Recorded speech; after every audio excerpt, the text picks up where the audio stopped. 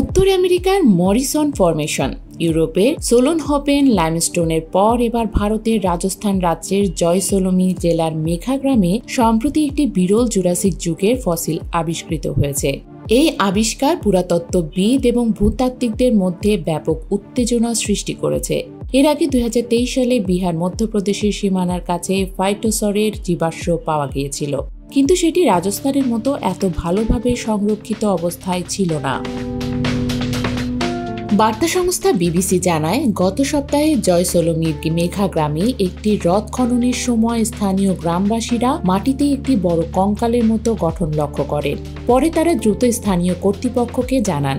এরপর রাজ্যের পানি বিভাগের সিনিয়র হাইড্রোজিওলজিস্ট ডক্টর নারায়ণ দাস ইনখিয়ারের নেতৃত্বে একটি দল ওই স্থানে পৌঁছায়। খননের সময় তারা একটি বিরল ফাইটোসরের ফসিল আবিষ্কার করেন, যা জুরাসিক যুগের একটি কুমিরের মতো প্রজাতি।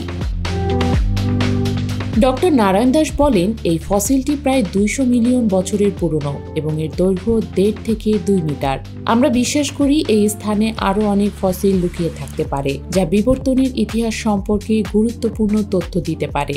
এছাড়া এই আবিষ্কার জয়সলমীকে ফসিল পর্যটনের জন্য একটি গুরুত্বপূর্ণ স্থান হিসেবে গড়ে তুলতে পারে। ফাইটোসর প্রজাতি ছিল একটি আধা জলজ প্রাণী, যা নদীতে এবং স্থলভাগে বাস করত। ভূবিজ্ঞানী সিপি রাজেন্দ্রন জানিয়েছেন, এই প্রজাতি পরবর্তীতে আধুনিক কুমিরে বিবর্তিত হয়েছে। খননের সময় গবেষকরা একটি ফসিলযুক্ত ডিমও পেয়েছেন, যা সম্ভবত এই সরীসৃপের।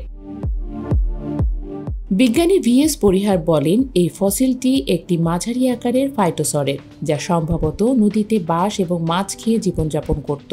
এটি একটি বিরল নমুনা, কারণ বিশ্বের অন্য স্থানে ফাইটোসরের খুব কম অংশ পাওয়া গেছে।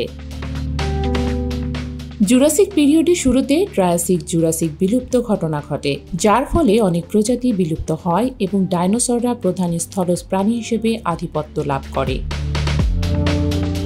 গবেষকরা বলছেন, এই স্থানে আরও খনন কাজ চললে প্রাগৈতিহাসিক জীববৈচিত্র্য সম্পর্কে আরও তথ্য পাওয়া যাবে।